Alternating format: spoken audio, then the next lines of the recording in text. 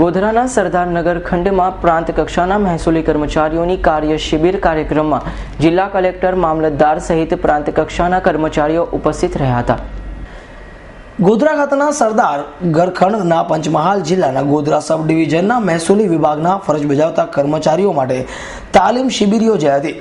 આ કાર્યક્રમમાં સરકારની અનેક યોજનાઓની દરખાસ્ત યોગ્ય આવે તેમજ નવી યોજનાઓને લઈ લોકો સુધી પહોંચાડવા જેવી અનેક બાબતો વિશે દિશા નિર્દેશ તેમજ જરૂરી સૂચનાના જિલ્લા પ્રાંત અધિકારી દ્વારા આપવામાં આવ્યું હતું. સાથે ગત સમયના કલોલ તાલુકામાં 9 જેટલા કેમ્પોનું આયોજન કરવામાં આવ્યું હતું, જેમાં 10 જેટલી વિવિધ યોજનાઓનો લાભ આપવામાં આવ્યો હતો. જે કાર્યક્રમ આગામી દિવસોમાં ગોધરા તાલુકામાં પણ શરૂ કરવામાં આવશે, જેના પગલે આજરોજ કાર્ય શિબિર કાર્યક્રમ યોજવામાં આવ્યો હતો. આ કાર્યક્રમમાં જિલ્લા કલેક્ટર, ગોધરા મામલતદાર સહિત મોટી સંખ્યામાં મહેસૂલી વિભાગના કર્મચારીઓ ઉપસ્થિત રહ્યા હતા.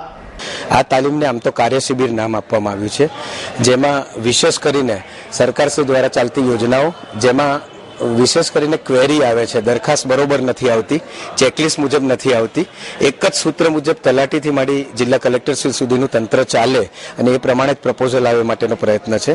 ઉપરાંત સરકારશ્રીના નવા ફોકસ અને નવી યોજનાઓ જે છે એમાં લોકો સુધી કઈ રીતે પહોંચવું, ઈ ગવર્નન્સ, ટેકનોલોજી અને સાથે સાથે પ્રોએક્ટિવ ગવર્નમેન્ટ, જેના ભાગરૂપે પંચમહાલના કાલોલ તાલુકામાં 9 જેટલા કેમ્પ યોજવામાં આવ્યા. અઠવાડિયાના 2 કેમ્પ કરી 5 ગામને એમાં ભેગા કરવામાં આવેલા અને 10 જેટલી યોજનાઓમાં થઈ અને 11,000 જેટલા લોકોને લાભ આપવામાં આવ્યા છે.